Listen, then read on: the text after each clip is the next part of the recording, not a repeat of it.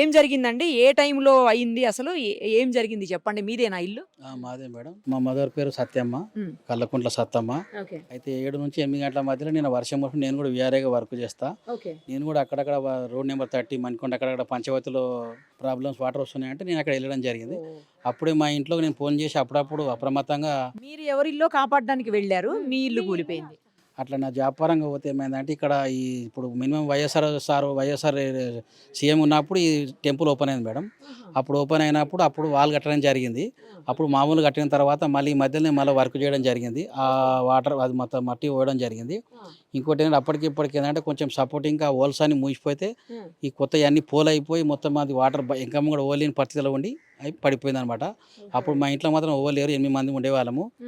మా భార్య కూడా అమ్మగారింటికి పోవడం జరిగింది. అలాగే మా అన్నగారి పిల్లలు ముగ్గురు ట్యూషన్కి వెళ్ళడం జరిగింది.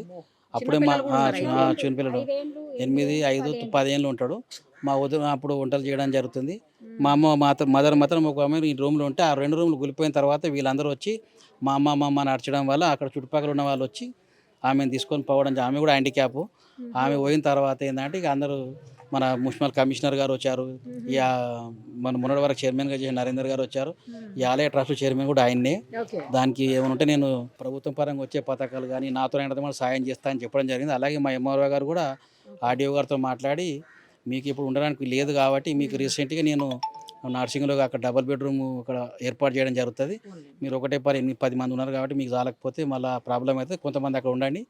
తర్వాత మళ్ళీ ఇది అయిన తర్వాత మీకు ప్లాన్ ఏదంటే మీకు అలర్మెంట్ చేస్తామని చెప్పడం జరిగింది. మాకు వేరే ఆధారం లేదు కాబట్టి ప్రభుత్వ పరంగా వచ్చే పథకాలు కానీ మీ ద్వారా మీడియా పరంగా మళ్ళీ ఇటువంటి సమస్యలు జరిగితే వాళ్ళకు ఇప్పుడు నేను కూడా ఒక డిపార్ట్మెంట్లో చేస్తాను కాబట్టి వాళ్ళకి హెల్పింగ్ చేయడానికి పోతుంటే మనకి కూడా అయింది కాబట్టి ఎవరిదైనా సమస్యనే కాబట్టి ఎవరు నష్టం కలగలేదు. ప్రాణ నష్టం ఆ దేవుని దయ అనుకొని ఇక మీ అటువంటి అభిమానం అని అప్పుడు జరిగినప్పుడు నేను లేను కానీ మా సిస్టర్ ఉంది, మా